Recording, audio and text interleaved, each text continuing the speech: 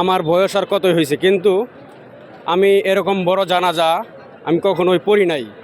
আজকে আমি এত বড় জানাজা আসতে পেরে আমি নিজেকে ধন্য মনে করছি। আমি আশ্চর্য বোধ করি, যখন তারেক রহমান দেশে ফিরলো তখন নাকি মানুষের সমালোচনা করে, তারা নাকি লোক ভাড়া করে নিয়ে আসছে গাড়ি দেয়া। আমি আশ্চর্য বোধ করি যারা এরকম কথা বলেন অথবা বলছেন। আপনারা আজকে আসতেন, এখানে আসতেন, জানাজায় দেখে যাইতেন কি হালত অথবা কি অবস্থা। উনি যে দেশের একজন মা, উনি আজকে আমাদের দেশের মাকে আমরা হারিয়ে ফেলেছি।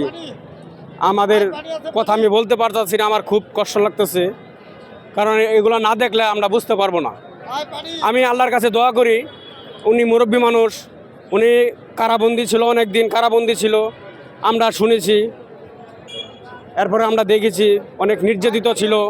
তারেক রহমান দেশে আসতে পারে নাই, উনিও বাহিরে ছিল। দেখেন আল্লাহর কি মর্জি, এখন তারেক রহমান আসলো, মা ছেলে কিছুদিন থাকবে, এরকমও সুযোগ হয় নাই। আল্লাহ তালা ওনাকে উঠাই নিয়ে গেছে। যাক, আল্লাহ তালা ওনাকে মাফ করে দেখ। কবর যেন আল্লাহ তালা প্রশ্নের উত্তরগুলো সহজভাবে বলার মতো তৌফিক দান করে, আর পরকালের সুখ শান্তি আমি কামনা করছি।